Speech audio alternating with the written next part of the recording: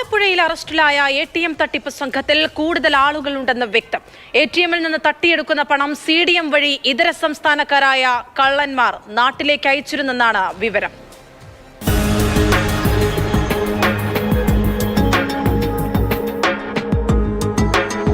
കരുവാറ്റായിലെ ഒരു സ്വകാര്യ ATMിൽ മോഷണം നടത്തിയതിന് മധ്യപ്രദേശ് ജബൽപൂർ സ്വദേശി ധർമ്മേന്ദ്ര സാഹുവിനെയും ഉത്തർപ്രദേശ് കാൺപൂരിൽ നിന്നുള്ള രാഹുൽ മോറിയെയും ഹരിപ്പാട് പോലീസ് അറസ്റ്റ് ചെയ്തിരുന്നു.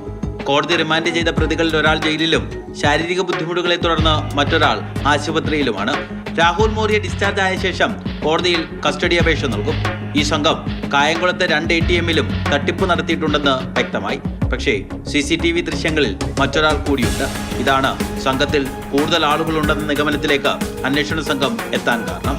ATMിൽ നിന്ന് തട്ടിയെടുക്കുന്ന പണം നാട്ടിലുള്ള ബന്ധുക്കളുടെ അക്കൗണ്ടുകളിലേക്ക് CDM വഴിയാണ് അയച്ചു കൊടുത്തിരുന്നത്. തട്ടിപ്പിന് പുത്തൻ രീതിയാണ് സംഘം സ്വീകരിച്ചിരുന്നത്. കാർഡിട്ട ശേഷം പിൻ നമ്പർ അടിച്ച് തുക രേഖപ്പെടുത്തും. നോട്ട് എണ്ണി തിട്ടപ്പെടുത്താൻ തുടങ്ങുമ്പോൾ മെഷീൻ കുലുക്കി മുൻഭാഗം ഇളക്കി പണമെടുക്കും.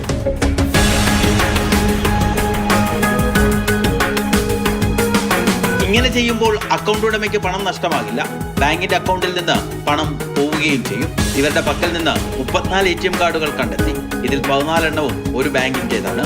ഈ അക്കൗണ്ടുകളുടെ വിശദാംശങ്ങൾക്കായി അന്വേഷണ സംഘം ബാങ്കിനെ സമീപിച്ചിട്ടുണ്ട്.